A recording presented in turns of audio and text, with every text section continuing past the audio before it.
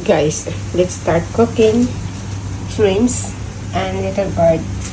This bitter gourd, guys, with warm water and salt. Para hindi na siya maging bitter. Itlog. Okay, nag-start na tayo mag-gisa.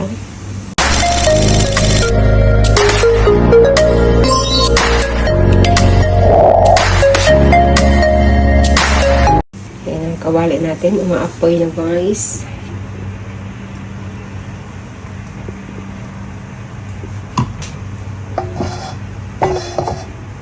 Yan guys, naka-ready na yan. Okay?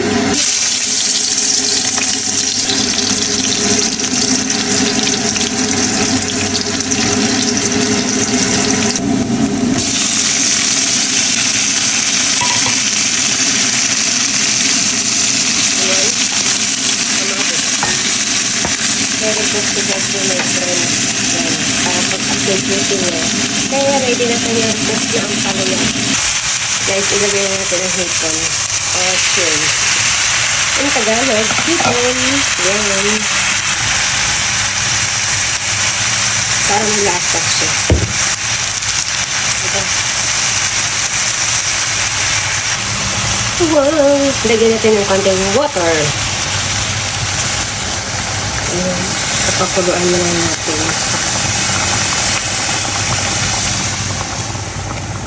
Tapos ito guys, pipigain natin. Okay? Ayan na guys, kulong-kulo na siya. Ilagay natin ang palaya. Ayan. Tapos wag daw lagyan ng asin para hindi siya mapait. Okay? Pag ilagay ng ang palaya guys, wag daw siyang haluin. Tapos bawasan ang apoy. Inshallah, hindi siya mapait ang ating bitter gourd today.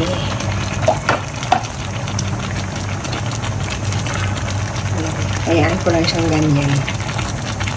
Ayan na siya guys. Wow! Yummy yummy! Ginalaw kong konti. Bahala na magpait. Kasi gusto ko sana ma-mix ba. Ayan. Mamaya na yung itlog. Ayan yung itlog. Nag-antay na. Tsaka yung asin. Mamaya na din. Stay tuned guys. Lagay ko na yung itlog. Diba? Bahala na yun.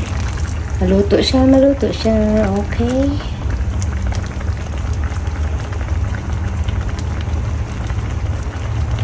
Ayan. Ano natin ulit? Lagay na lang natin mag-dry-dry ng konti. Guys, lagyan na natin konting asin. Okay? Ayan.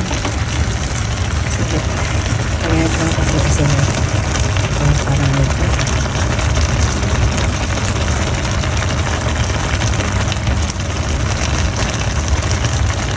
Guys, tama na. Gawin na natin guys. Haluin natin.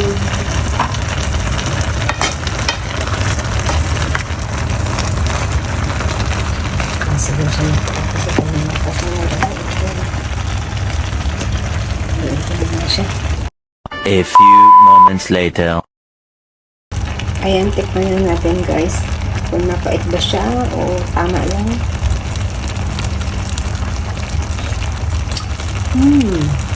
Yummy.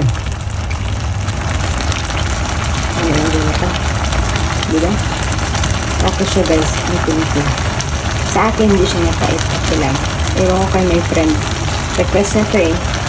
Oh, my friend, umuwi ka na. Get home, my friend, and that's it. Bye. Thank you for watching.